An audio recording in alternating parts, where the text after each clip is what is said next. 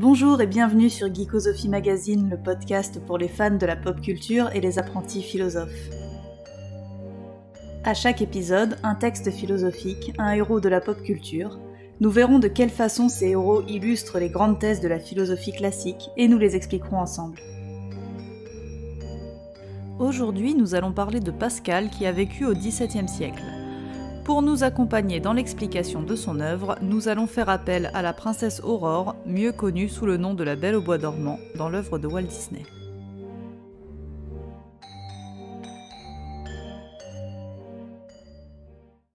La Belle au bois dormant, adaptée par Disney en 1959, est l'histoire de la princesse Aurore, élevée dans les bois par 3 fées à la suite d'une malédiction lancée par la sorcière Maléfique. Celle-ci, n'ayant pas été invitée à la cérémonie pour fêter la naissance de la princesse, se venge en lançant le sort suivant. Avant d'avoir 16 ans, Aurore se piquera le doigt sur le fuseau d'une quenouille et en mourra. Une des fées présentes arrive à transformer un peu le maléfice. Aurore ne mourra pas, mais s'endormira profondément pendant 100 ans et sera réveillée par le baiser d'un prince.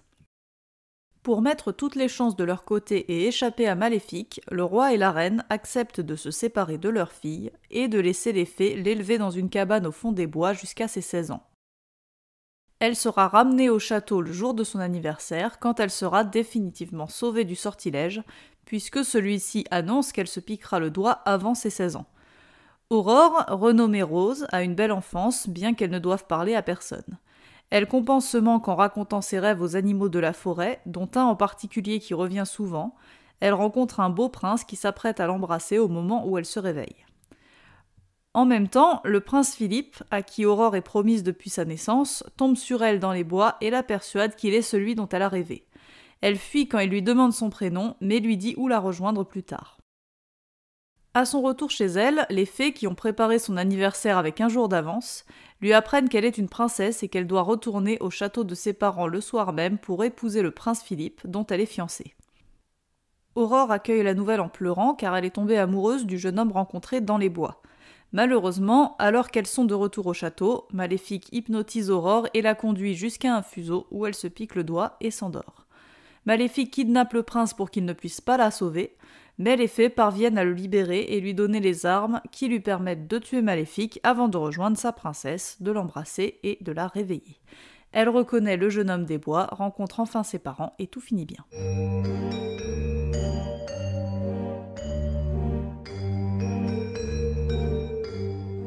La question que nous allons nous poser aujourd'hui à partir de ce film est la suivante. La Belle au bois dormant peut-elle savoir, lorsque le prince l'embrasse et la réveille, qu'elle n'est plus en train de rêver ?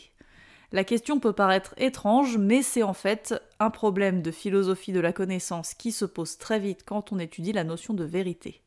Nous allons étudier un texte de Pascal, mais pour bien en saisir les enjeux, je vais d'abord faire une parenthèse, car ce texte, comme beaucoup d'autres qui abordent cette question, sont des réponses à une réflexion première faite par Descartes dans les Méditations métaphysiques.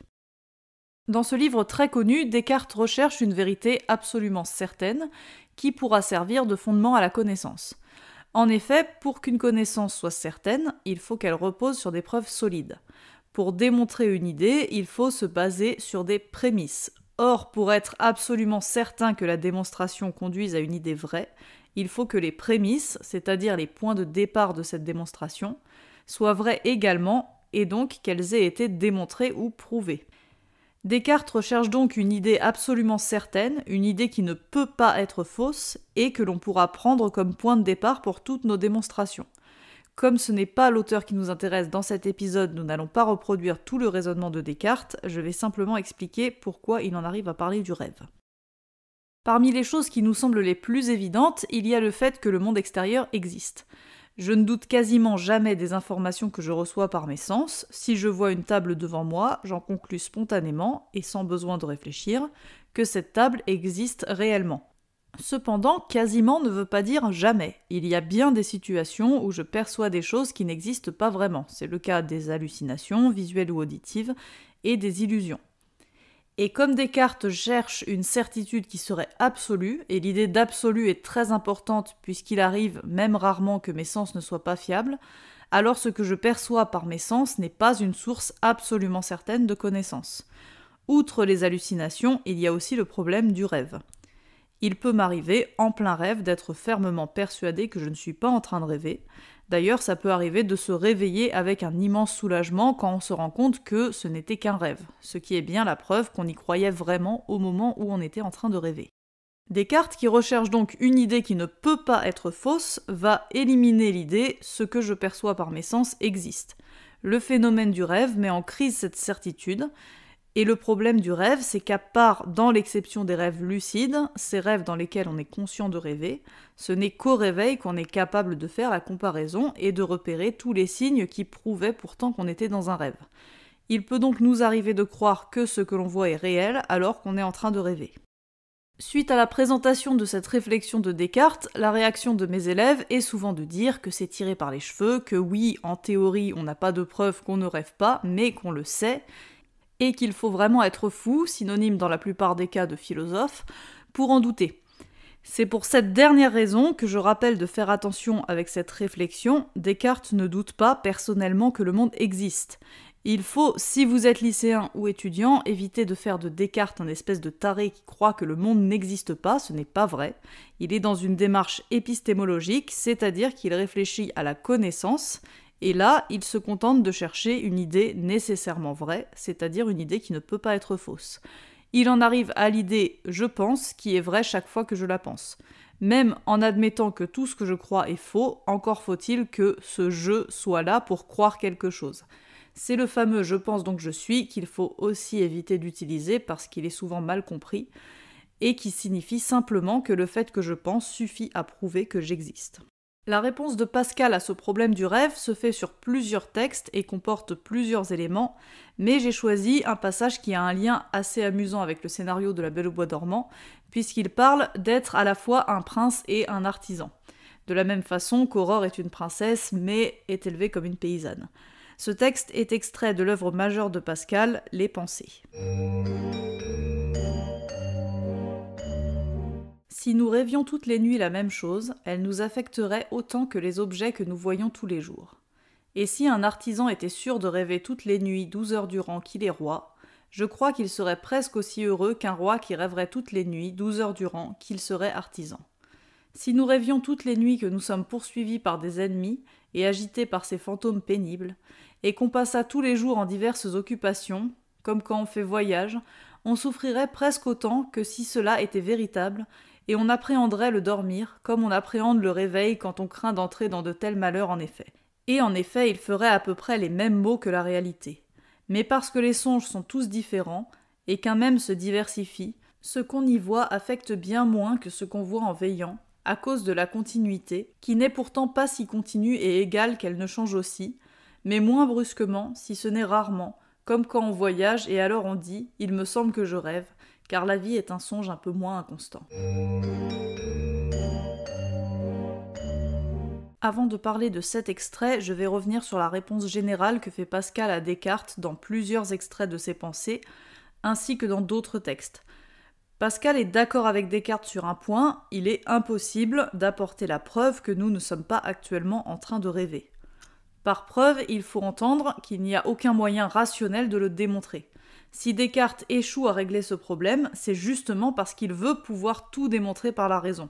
C'est pourquoi on utilise aujourd'hui le mot de cartésien pour désigner quelqu'un qui ne s'attache qu'à ce qui peut être expliqué par la raison. Pascal se distingue de Descartes sur cette importance donnée à la démonstration. Bien sûr, la plupart des idées doivent se démontrer pour qu'on soit assuré de leur vérité. Pascal et Descartes sont tous deux mathématiciens et se rejoignent évidemment sur ce principe, mais Pascal va distinguer deux types de vérités. D'une part, les vérités de la raison qui doivent être démontrées, et d'autre part, les vérités du cœur que l'on connaît par intuition. Le cœur, ici, ne doit évidemment pas être compris comme une métaphore romantique. Quand Pascal parle de ce que l'on connaît par le cœur, il parle d'une certaine forme de croyance qu'on peut appeler la foi. Terme qui n'est pas uniquement religieux, la foi religieuse n'est qu'une sous-catégorie de la foi en général. La croyance, de façon générale, désigne le fait de tenir une idée pour vraie.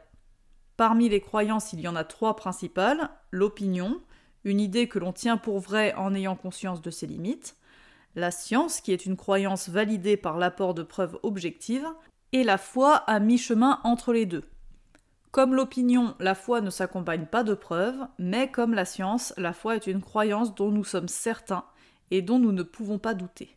Avoir foi en quelque chose ou en quelqu'un, c'est croire avec fermeté en cette chose ou en cette personne, même si on n'a aucune preuve de la vérité de cette croyance. La distinction entre le rêve et la réalité relève de ce type de croyance. Nous savons que nous ne sommes pas actuellement en train de rêver, et il nous est impossible d'en douter véritablement. Descartes reconnaît qu'on ne peut pas le prouver, mais comme je l'ai dit tout à l'heure, cela ne signifie pas que lui-même doute vraiment de l'existence du monde extérieur. Nous avons donc foi en l'existence du monde extérieur. Ce type de vérité, les vérités de cœur, ne sont pas seulement des idées qu'il est impossible de prouver, ce sont des idées qu'il serait même absurde d'essayer de prouver. Pascal sait donc l'importance de la démonstration, mais il sait aussi qu'il faut parfois se contenter de faire confiance. Pour ce qui est du rêve, Pascal propose dans le texte précédent un critère qui permet de distinguer les deux, c'est la constance. La conclusion de son texte, La vie est un songe un peu moins inconstant, dit que dans le vécu subjectif du rêve et de la réalité, il n'y a en effet pas de différence. Si nous sommes dans un rêve profond et très réaliste, nous ne nous rendrons pas compte que nous sommes en train de rêver. Ce n'est donc pas dans l'expérience immédiate du rêve que nous pouvons trouver une différence avec la réalité, mais au réveil, nous reprenons la vie qui a été interrompue hier, ce qui nous prouve que nous sommes bien dans la réalité. Pascal développe cette idée avec une expérience de pensée. Imaginons un roi qui rêverait toutes les nuits 12 heures durant qu'il est artisan. À chaque fois qu'il se réveille, il reprend sa vie de roi, à chaque fois qu'il s'endort, il reprend sa vie d'artisan. Ce roi pourrait-il savoir s'il est en réalité roi ou artisan ? Pascal soutient que non. Il ne serait plus capable de distinguer le rêve de la réalité. Une deuxième expérience de pensée est imaginée. Si on rêvait toutes les nuits d'être pourchassé par des ennemis, on aurait peur de s'endormir de la même façon qu'on craint le réveil quand on sait que notre journée sera difficile. C'est donc la constance de l'expérience vécue qui fait sa réalité. Comme le dit la princesse Aurore à ses amis les animaux de la forêt dans la première partie du film, si on fait le même rêve plusieurs fois, on dit qu'il se réalise un jour et j'en ai rêvé au moins 100 fois. Bien sûr, dans le film, cette phrase signifie pour Aurore que puisqu'elle a rêvé de ce jeune homme 100 fois, il finira par apparaître dans la réalité. Mais si nous prenons le mot en son sens littéral, réaliser, c'est rendre réel. Plus je fais le même rêve, plus il prend une dimension réelle pour moi. C'est bien ce que dit Pascal qui considère que ce qui nous fait reconnaître la réalité, c'est sa constance. Un rêve constant serait pour nous comme une deuxième réalité. En ce sens, il se serait bien réalisé. Les propos d'Aurore sont d'autant plus proches de ceux de Pascal qu'elle est une paysanne qui rêve régulièrement qu'elle est une princesse, ou du moins qu'un prince vient pour l'épouser. Ce rêve récurrent peut donc bien être si semblable à la réalité qu'elle pourrait ne plus arriver à distinguer laquelle des deux vies est la vraie, celle où elle est une paysanne ou celle où elle est une princesse. D'où la question que nous posions au départ, Aurore peut-elle savoir, quand le prince l'embrasse pour la réveiller, qu'elle n'est plus en train de rêver ? Toute sa vie, Aurore a vécu comme une paysanne. La constance est donc du côté de la vie de paysanne. Or, lorsqu'elle se réveille, la voilà princesse. Comment peut-elle savoir que ce n'est pas un rêve ? Plus encore, le premier visage qu'elle voit est celui du prince. Un prince qu'elle a rencontré dans la forêt, certes, mais à ce moment-là, elle ignorait que c'était un prince. En revanche, elle a vu 100 fois ce prince au beau milieu d'un rêve. Vu les éléments qu'elle a à sa disposition, quand le prince l'embrasse, elle devrait croire qu'elle est dans un rêve. Tel est le nouveau paradoxe de la Belle au bois dormant. Je dis nouveau car l'expression paradoxe de la Belle au bois dormant existe déjà. Il désigne un paradoxe probabiliste qui n'a rien à voir avec la question du rêve, mais vous trouverez facilement des informations si ça vous intéresse. Je vous préviens simplement qu'il s'agit d'un paradoxe relatif aux probabilités, donc évitez si vous êtes allergique aux maths. Je reprends donc mon nouveau paradoxe de la Belle au bois dormant, l'existence réelle d'Aurore, telle qu'elle est présentée dans le film en tout cas, est beaucoup plus inconstante que ses rêves, du moins ce qu'on en sait. Elle est née princesse, elle vit paysanne, puis redevient princesse. Mais son rêve, c'est toujours le même. On ne peut pas faire plus constant. Mais quand elle se réveille grâce au baiser du prince, elle sait qu'elle est dans la réalité. Vérité de cœur, comme dirait Pascal. Elle le sait et c'est tout. Parce que si on essaie de se tourner vers le raisonnement, comme on l'a fait avant, on va plutôt trouver toutes les preuves du contraire. Que se passe-t-il quand Aurore se réveille ? Elle voit un prince qui l'embrasse, mais un prince qui l'embrasse, c'est justement la fin du rêve qu'elle a fait la nuit dernière. En effet, comme elle le raconte aux animaux le matin de son anniversaire, elle a de nouveau, cette nuit-là, rêvé d'un prince qui la prend dans ses bras au moment où elle se réveille. Et le soir de son anniversaire, alors qu'elle dort, voilà le prince qui la réveille effectivement d'un baiser. Cela ressemble plus à la suite du rêve précédent qu'à la réalité. En se réveillant, Aurore devrait donc en conclure qu'elle est dans son rêve. Mais on l'a vu avec Pascal, la distinction entre le rêve et la réalité n'est pas une question de déduction. On ne peut démontrer ni prouver que nous sommes dans la réalité et non pas dans un rêve. Je n'en ai qu'une intuition, c'est-à-dire une connaissance immédiate sans avoir besoin de réfléchir.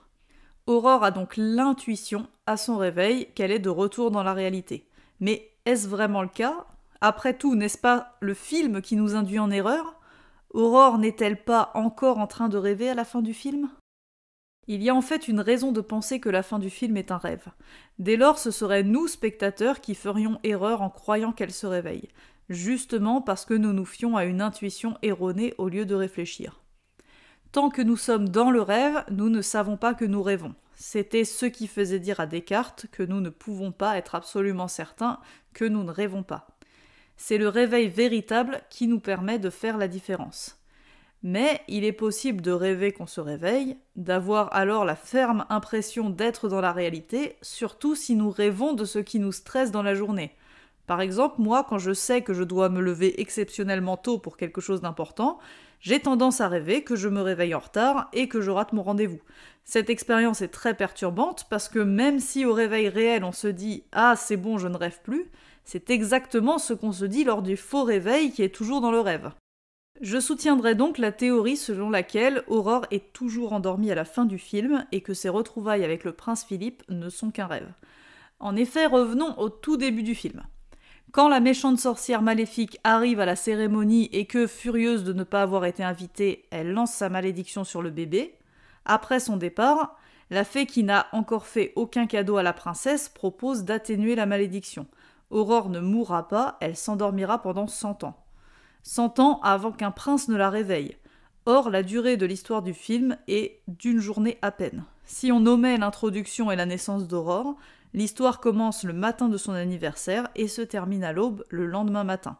Aurore a donc dormi 12 heures, à moins, justement, qu'elle ne soit encore en train de dormir au moment où elle croit se réveiller. La fée, quand elle propose de contrer le sort de Maléfique, commence par dire qu'elle ne pourra rien y faire.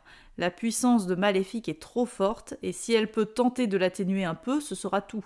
Transformer un sort où on meurt par un sort où on dort 12 heures, c'est quand même une sacrée amélioration.